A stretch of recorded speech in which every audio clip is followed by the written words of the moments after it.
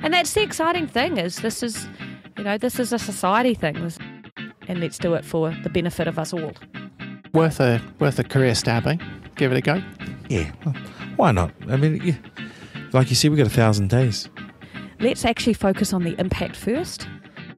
Episode 84 with Louise Aitken and Minister Henare on collaborating to support social enterprise development from Aotearoa, New Zealand, published 15th of August 2018. Talks with innovators, creatives and enterprises captures and shares stories, learns and journeys to now of people making positive dents on society. I'm your host, David Binstead. Less than a month away from Social Enterprise World Forum 2018, I'm fortunate to be chatting again with Louise Aitken, Chief Executive of Arkina Foundation, fanatical Arsenal supporter and quite literally the ultimate optimist. I'm also stoked to be joined by Peeni Henare, Labour MP for the Tamaki Makaurau electorate, Minister for the Community and Voluntary Sector, also Minister for Whanau Ora and Minister for Youth, as well as Associate Minister for Social Development. How do you find time? Husband to Maya and proud parents of 5 tamariki, or children, and let's not forget, huge Philadelphia Eagles fan. Welcome both of you to the Podcave. Yeah, kia ora. Over the last 3 years, I've been independently reporting on social enterprise development from New Zealand, chatting with the doers and facilitators building a movement. Let's dive straight in. Lou, where is Aotearoa, New Zealand at with social enterprise? Social enterprise in New Zealand, I think the term social enterprise is new. Social enterprise is part of our history. It's part of who we've been as a culture since trading started, 180 years ago, even more. And, what we want to be able to do as a sector here in New Zealand is be able to honour that and to be able to celebrate it and really understand the uniqueness of social enterprise in our country and how we fit globally. We're probably a little bit of a toddler, maybe 2 to 3, and really starting to understand where we fit and what we can offer, which is really exciting. And Minister Henare, how often do you get to hang out with Lou? Pretty frequently over the past 10 months, which has been an eye-opener for me too, because Lou's right, it's not new here, but how we approach it and the things that we can do in this space for Aotearoa, New Zealand, while we've got a rich heritage, and that's a great way to describe it. We are in new territory in some respects, and if I can put on my big boy undies and talk a little bit about work for government, this is a new space. This really is. While it's not new to other countries, our government here are still trying to grapple with what social enterprise looks like. We understand the concept, but how does this look when we consider we spend taxpayer dollar, or how does this look when we create policy or legislation? Are we able to enhance it, create an environment for it? And that's why my interactions with Lou and others across the country actually have been really, really insightful. And so Lou's right, we are in, I'd say toddler years, but man, it's so exciting, it really is. Was it teething 2s, terrible 3s? Is that about it? Oh, I think I probably can recall my son at 2 and having a voice, being able to understand you are a person and you have a place. That's the maturity I think we're starting to see in the social enterprise space, that we know as a sector what we can deliver and the opportunities. And now with the support of government and the support of a more connected sector, our voice is getting stronger. We understand more about what we need, and we can start to talk about the value that we bring back to communities and society as a whole. And I think that's really exciting, particularly with these big challenges that we need to face as Aotearoa, whether it's in the social space, inequality, child poverty, or whether it's as a response to the big things that are coming, that are already here through climate change, but the opportunities that exist in that space through innovation. And that's exciting, a toddler with voice, which is pretty cool to think. Definitely. Minister, I appreciate that with that long portfolio of ministerial responsibilities, your time is both extremely valuable, but also you're spread pretty thinly. How much time are you able to give social enterprise? What I enjoy about social enterprise is that it is like nurturing and growing a child or whatever it might be. You get to put time, and the more time you put into it, the better it'll be, right? See, if the government stops its focus on social enterprise, I think the government will be poorer for it. The social enterprise sector will still continue through struggles and through good times, but if we stop it, then I don't think that's a good thing. So therefore, quite a bit more time has been put into social enterprise without meddling. We need to let this sector explore itself and grow and do it by hands off, but with a clear eye on what's going on, and which is why the partnership with Ākina is crucial. So in terms of effort and time and energy, I'd say a lot, but definitely from a distance for now.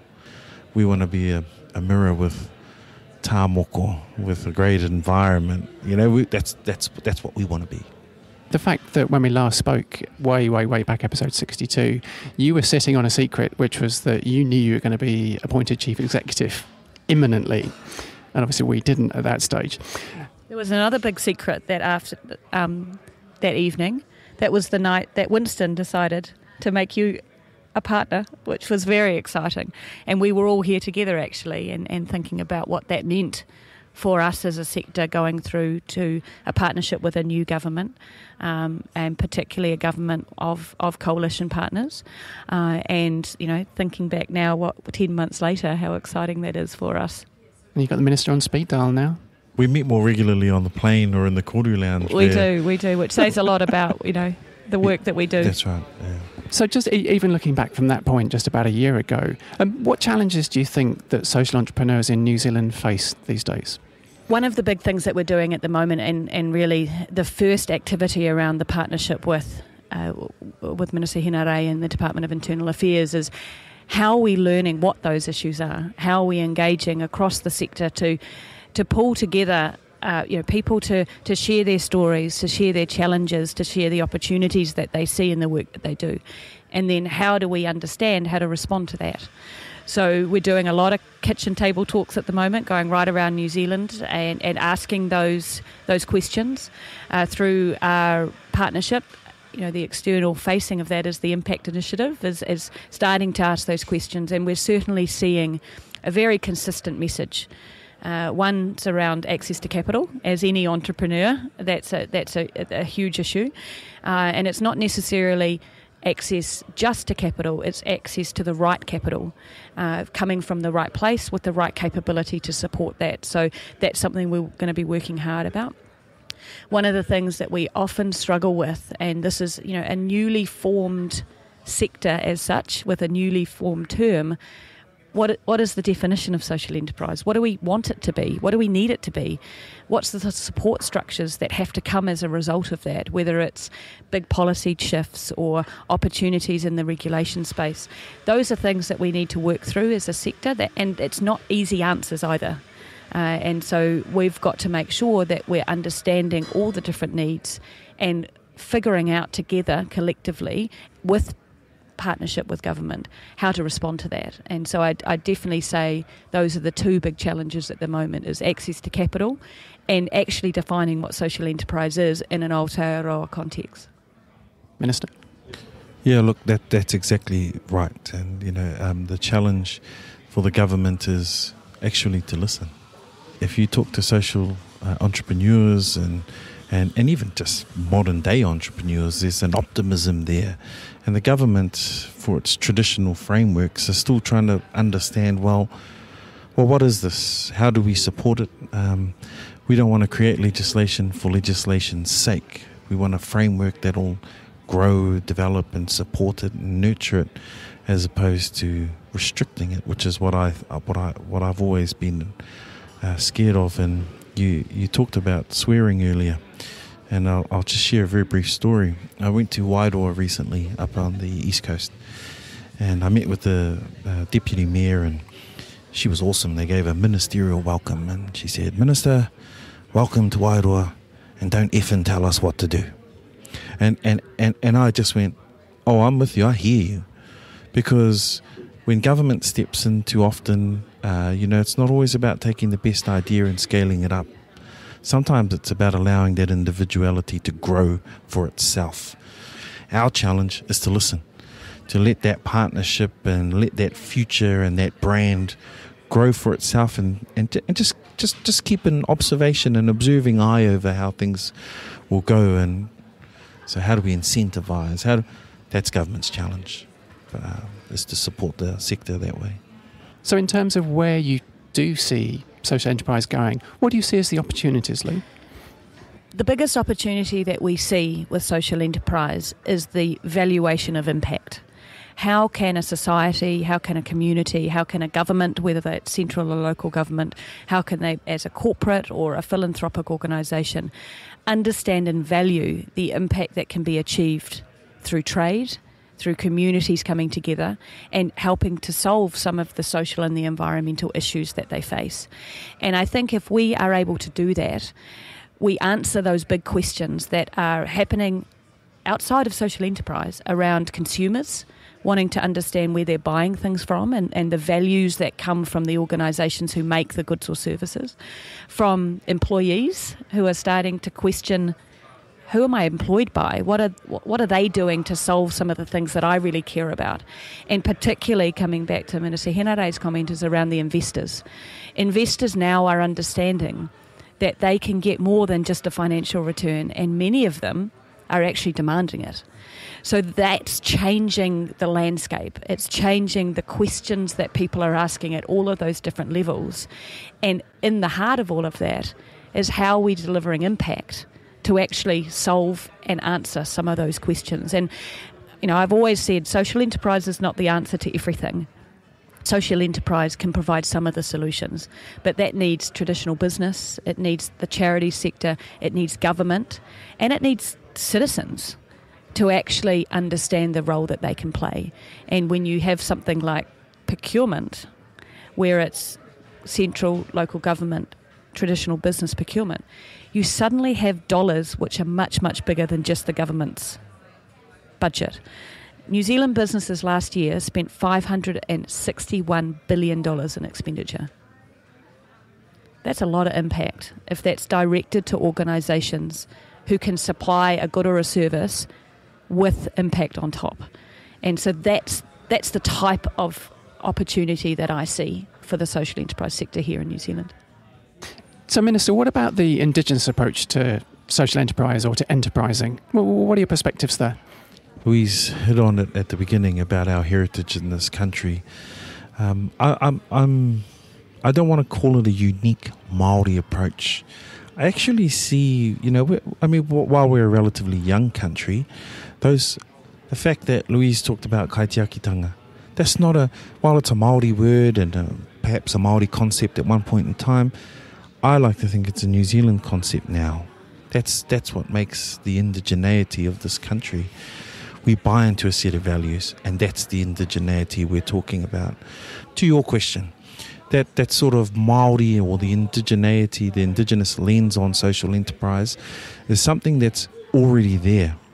It really is. How we manaaki, how we care for people, how we, as kaitiaki, how we care for the environment. Our job now is to actually capture that, because I believe it's happening. Growing up in a Māori community or even small town New Zealand, where there's Māori, Pākehā, everyone's there. I think it's already happening. We've got to get better at capturing it, identifying it, nurturing it where we need to, squashing it in other places because it's not always the perfect model or whatever it might be. So that's the Aotearoa New Zealand brand, in my opinion. It's not just a Māori thing, but of course, being a Māori, I'm sort of one-eyed about some things, and I do see it as a platform for opportunity in other respects. And there was a mention about trade and business, because I wear a traditional tāmoko on my body from my knee to my lower back, and I stepped out in a piu-piu and all of the Asian markets saw how I was dressed and the product we had and identified with it straight away. So culture broke down that barrier. So yeah, I think there's things to be learned on both sides, whether Māori, Pākehā, but let's be very clear, and that's the point we talk about, which we will soon, about the World Forum. It's an Aotearoa New Zealand brand, and we've got to present a united brand, in my opinion, to really stamp our mark on the world. Is there anything, Minister, that you think is specific to Maori social enterprise that is either different or unique in terms of either delivery or support?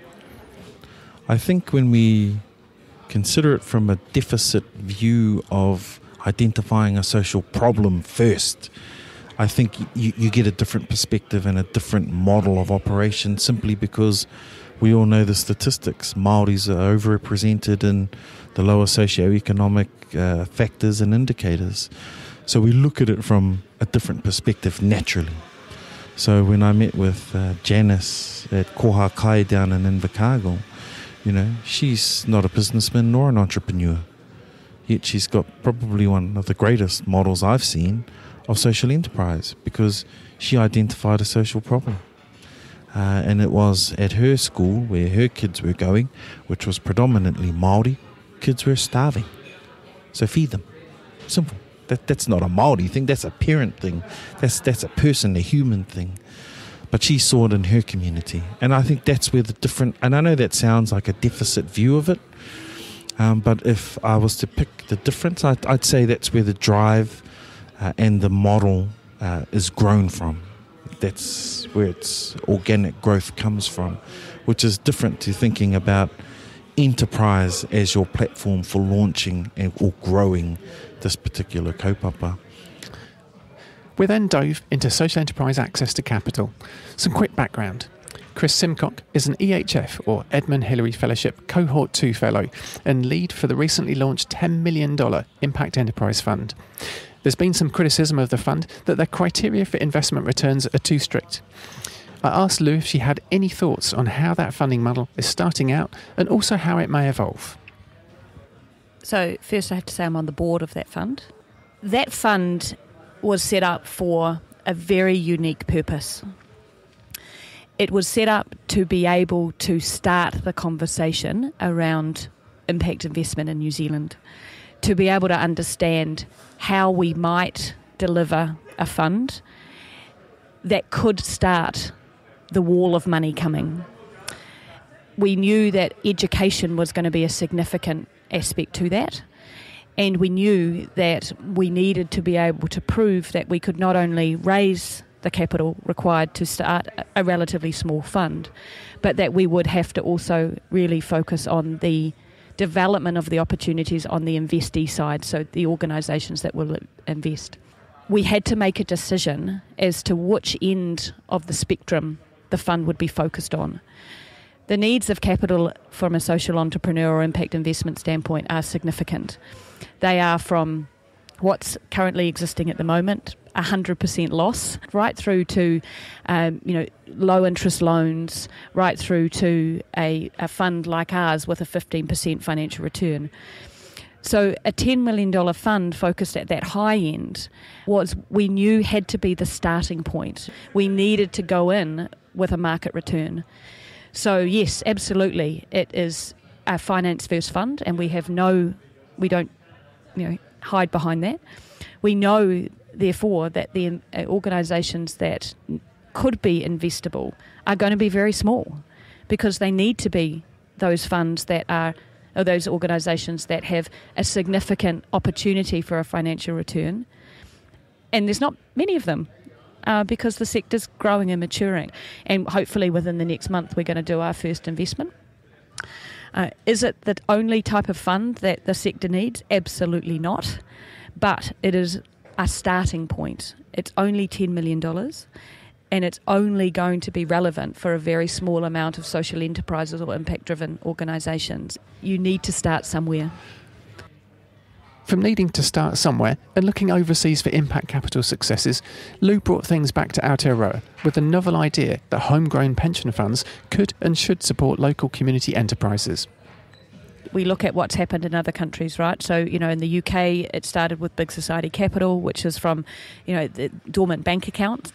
In Australia, there is, a significant impact investment sector, and, with a large amount of capital, and a lot of that capital actually coming from the pension funds.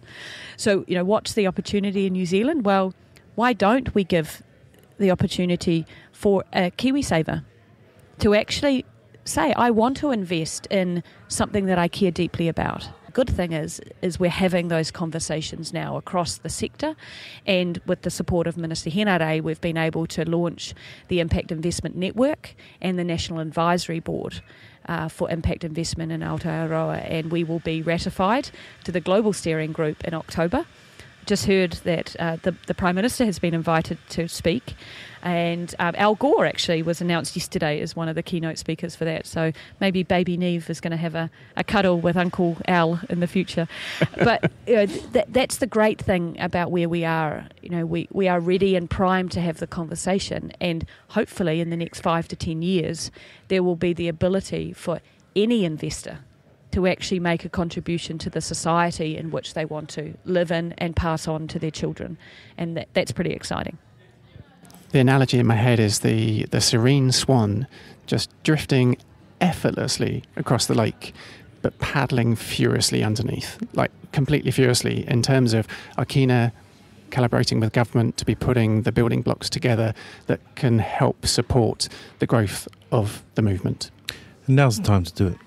You got to start somewhere, and I'm really heartened by the discussions of my colleagues across not just social enterprise but social well-being, changing the frameworks and the systems that have run our country and our communities, and even at a micro level, us as individuals. They've all got to change. A living standards framework from Treasury. Wow.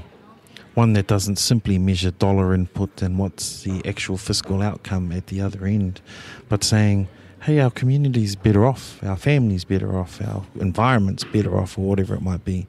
Being smarter about procurement, being smarter about investment, I think is the way we've got to go. So we're having generational and transformational change discussions amongst my colleagues, and that's exciting. Worth a career stab, eh? Give it a go.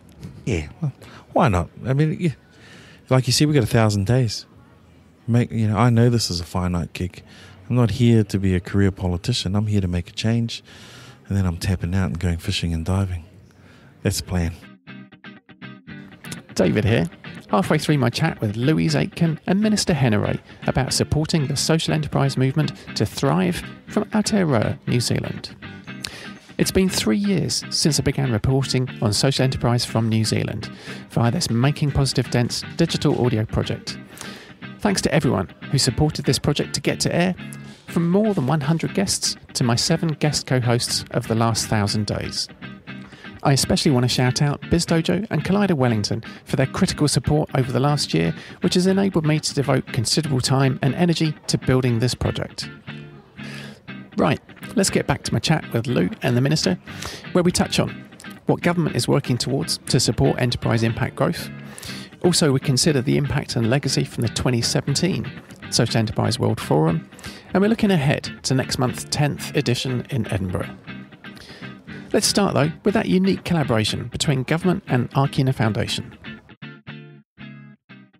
So, the Social Enterprise Sector Development Programme between government and Akina, is this unusual? I had a conversation with someone about 2 weeks ago from Canada, and I was talking about the things that we're doing, and I could hear this intake of breath when I told her about what we were doing in partnership with government. And she said, "Oh, how? How did you do that?"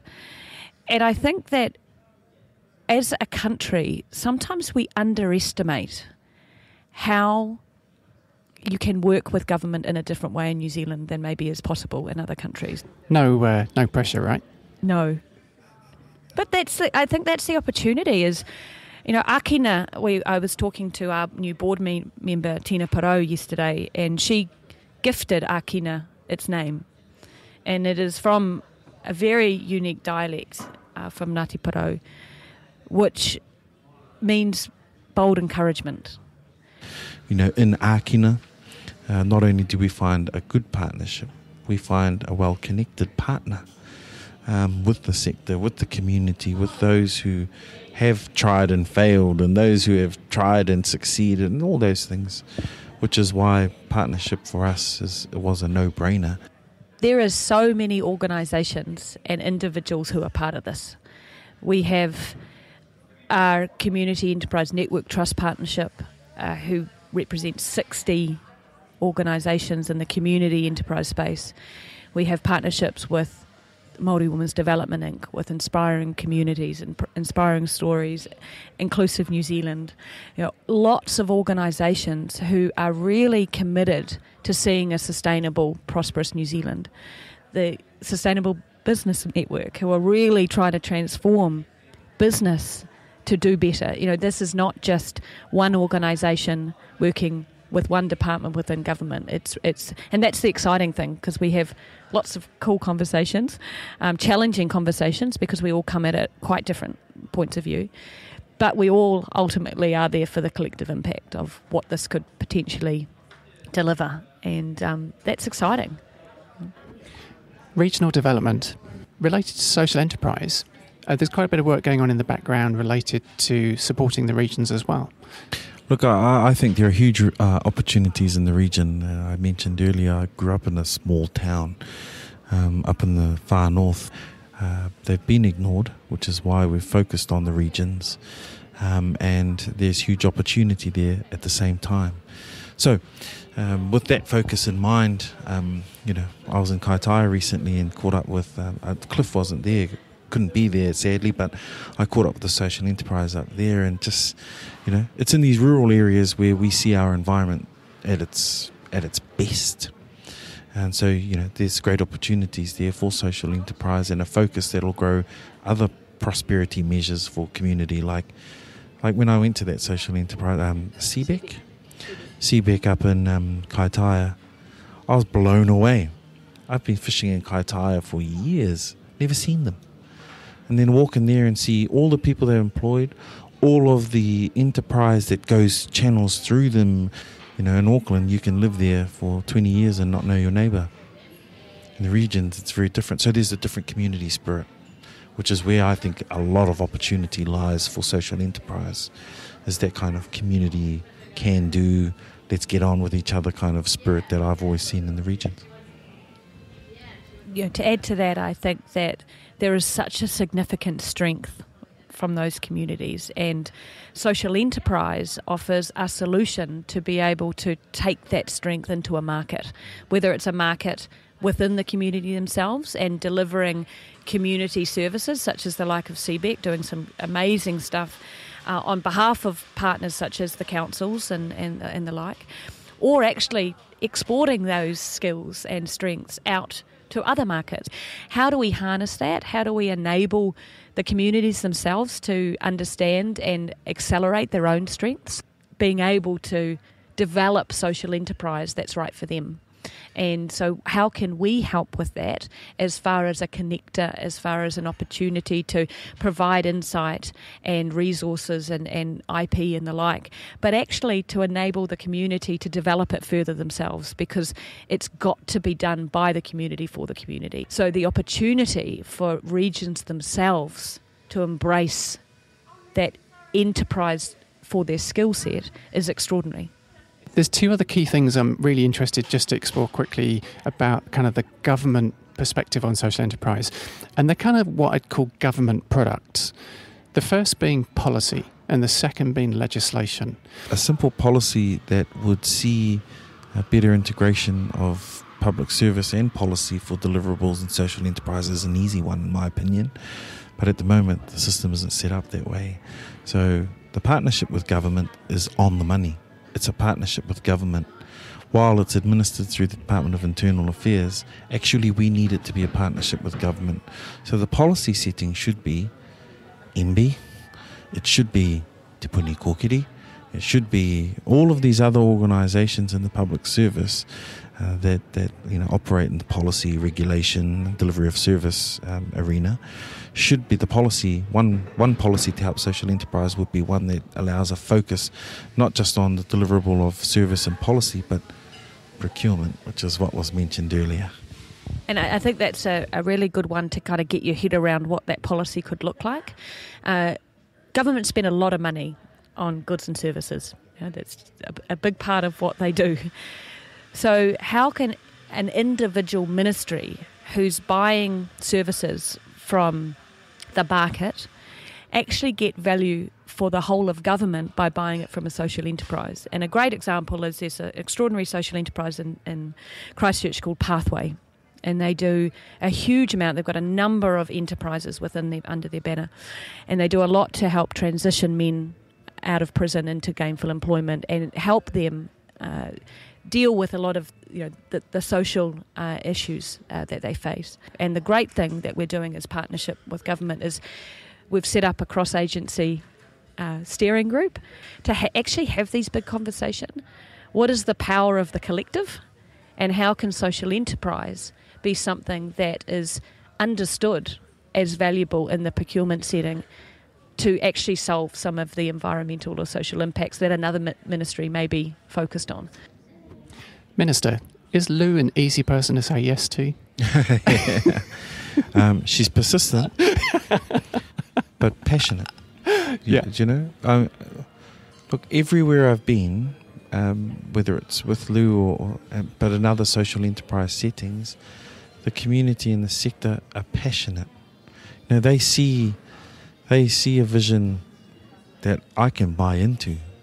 We just need everyone else to buy into it, my colleagues and others.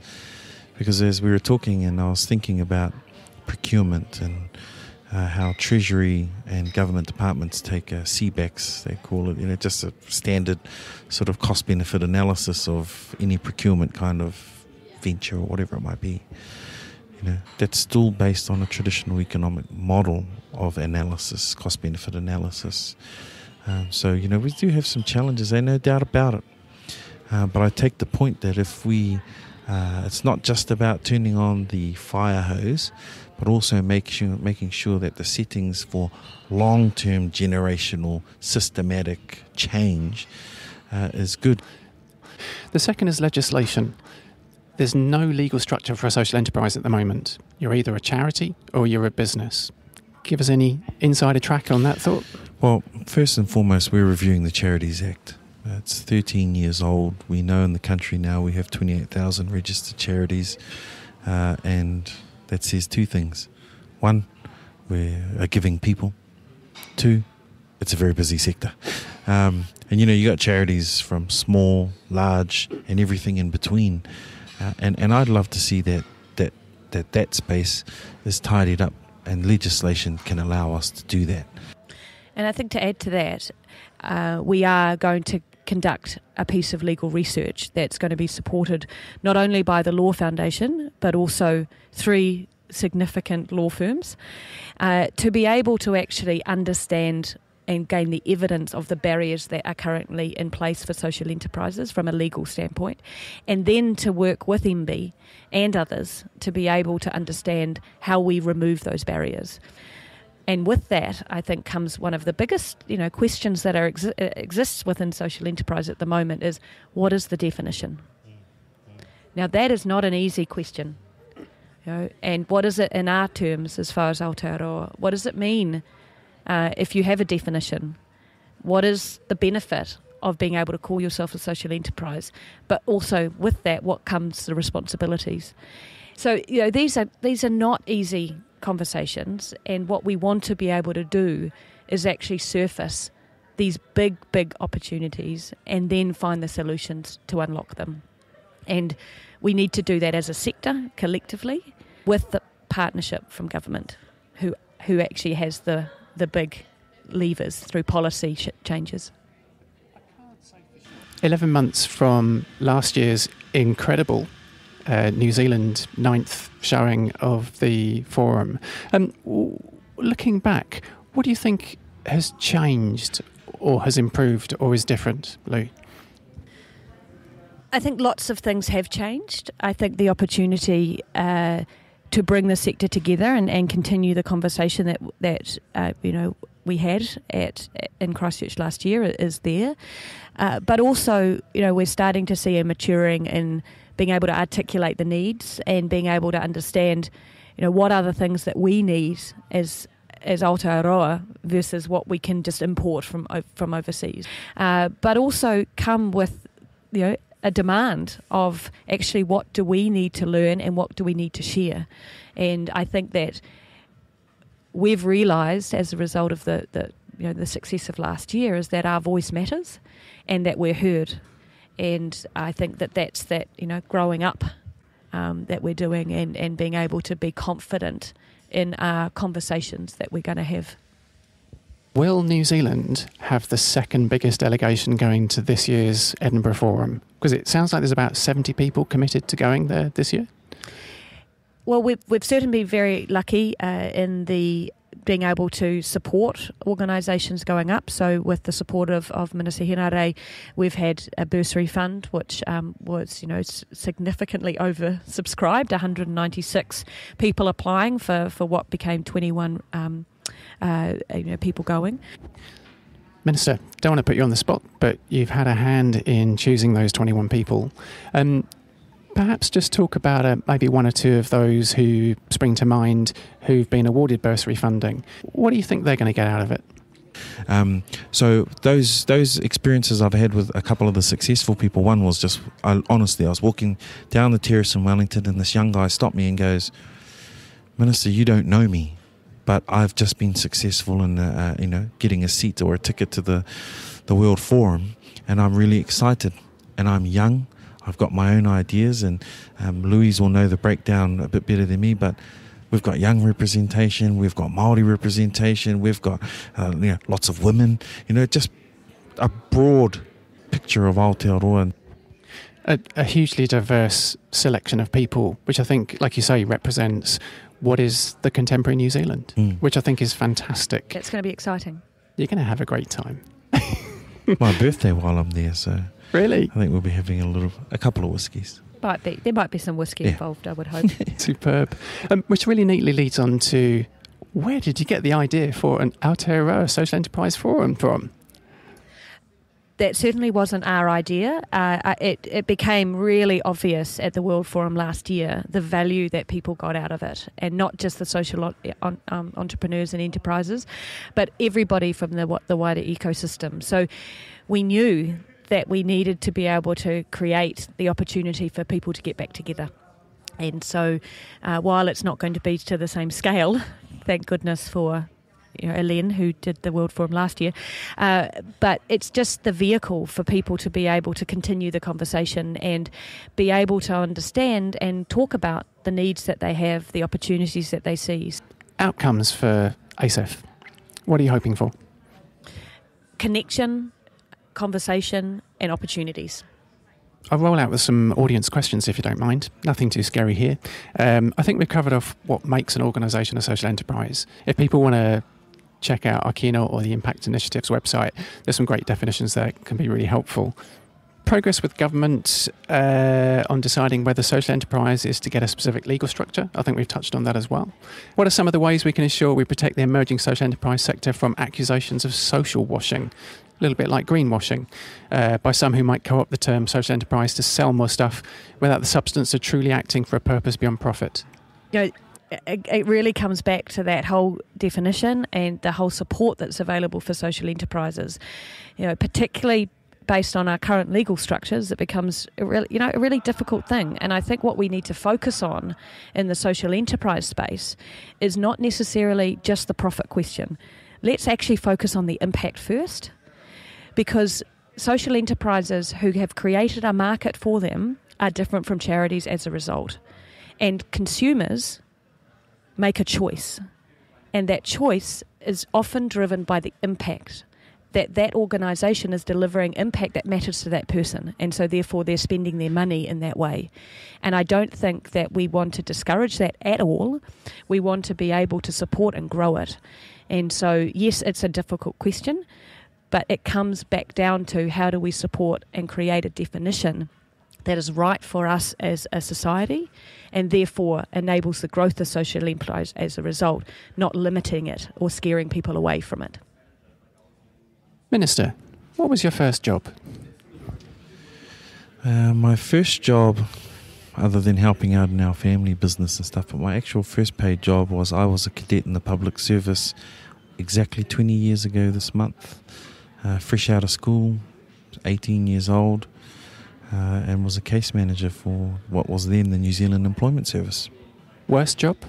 I've had some pretty crappy jobs, you know. I mean, a lot of students, just like most students, cleaning, furniture removal and office removal, all that sort of stuff. And but I've never thought I've had a absolute crappy job.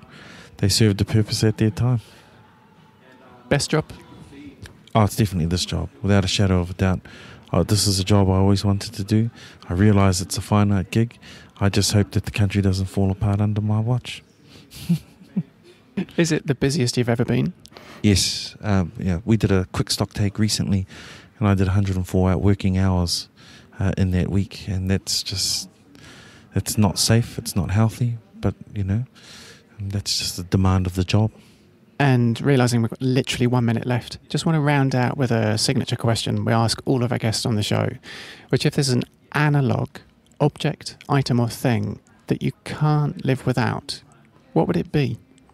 I'm actually a lot like Louise here. My father passed away 3 years ago, and he's the reason I'm here. And I don't mean it because he's my dad, but he shaped my career. He grew me like social enterprise almost to do this job. And, you know, he taught me te reo Māori, the value of culture. So, you know, I like Louise, have a photo of my father in my office, in my house. You know, it's just, yeah, it's a heartstring one, that one. But, yeah, I'm coffee free, by the way, so it's not a coffee machine. It's almost like it was decided for you that you were going to be joining the family firm, and I mean politics, not just the other family firms that you have. Yeah, no, it was, you know, every young Māori boy wanted to be an All Black or a Kiwi, and I was no different. But the old man was, no, you're going to study this, you're going to do this, you're going to meet these people. And I didn't think it would happen so soon, but, you know, to get into Parliament at 34, I was stoked. Our time is done. I appreciate I've been given the hard stare about 5 times in the last 5 minutes. I just want to extend my grateful thanks firstly to Minister Henare and also to Louise Aitken for joining me today. Ngā mihi nui. Yeah, kia ora, thank you. Kia ora, it's David here, rounding out my chat with Lou Aitken and Minister Henare, recorded here in the Pod Cave at BizDojo Co-work Wellington. You can continue the conversation on Twitter with Lou at Lou Aitken and Minister Henare at Peenie Henare. Connect with me, David Binstead, at David_Binstead, and the show at Twice Podcast. Those Twitter names are also linked in the comprehensive show notes, accessible via your podcast app of choice and via twicepodcast.com. Episodes now also feature chapter markers, making it easier to jump to specific topics in the conversation if you're listening in a supported podcast app like Overcast or Pocket Casts. Here's a few of my takeaways from the episode. The value in consistently playing the long game. Arkina is a successor of Hikurangi Foundation, itself supported by the Tyndall and Todd Foundations. The advancing state of social enterprise in New Zealand is due to the efforts of a huge and diverse cohort of people committed to seeing positive impact at scale, and it's great to be updated on some of the inside track from Arkina Foundation. What was mentioned in the episode is passion, but feels like it runs deeper, with everyone committed to making impact in and for local communities. Whether as a social entrepreneur building a new venture, as any one of many regional and national networks who have been striving for years to effect positive social change, and now individuals, teams and agencies in government committed to seeing social enterprise as an important part of a solutions framework for a more equitable and fair society. That's not to say there aren't plenty of challenges in building and embedding this movement from Aotearoa, New Zealand. Just a few of those which were covered in this episode. Access to capital for social entrepreneurs to grow remains at a really early stage, as mentioned in discussion about the first out of the blocks Impact Enterprise Fund. Clear and robust social enterprise definitions. policy development and implementation, and research into legislation that supports, not hinders, social enterprise development. Procurement and marketplace development. And also support, outreach and education, both for specific enterprises and for the communities in which they serve. And probably lastly for me, a realisation that boldness brings risks, but also great dividends. I'm really grateful to the following organisations and companies for their support. Do Good Jobs, Plankton Agency, Arkina Foundation for episode 84 support, BizDojo and Collider Wellington for their continuing support to get the show into your ears, and also the many other individuals, too numerous to mention here, who've given valuable financial and or moral support over the last 3 years. It'd be great if you'd share a favourite episode with your mates via a short note, and also show them how easy it is to subscribe by searching for Talks with Innovators via Apple Podcasts, Spotify and anywhere else you listen to podcasts. Thanks again to episode 84 guests, Lou and Peony, and most importantly, a big thank you to you, our listeners, for the show reviews on iTunes and giving us time between your ears. It means a lot. A quick personal note to advise that while I wasn't successful in securing bursary funding to get to the 10th Social Enterprise World Forum in Edinburgh this September, I'm stoked that a really diverse crew of 21 recipients will join a massive New Zealand delegation at the event. I've linked to a short read at the end of the show notes about what that means for the show. Cheers. And the story I want to tell is when the Prime Minister got the gig, that fateful night, when she got the gig and she was about to talk about some policies, and she rang me and she said, Penny, as a native Māori speaker, write me a mihi. And I said, no. I said, I'll do something better. I'll teach you what these words mean. And she smashed it out of the park, got up the next day in front of all of the media and the people and just said, this is about kaitiakitanga.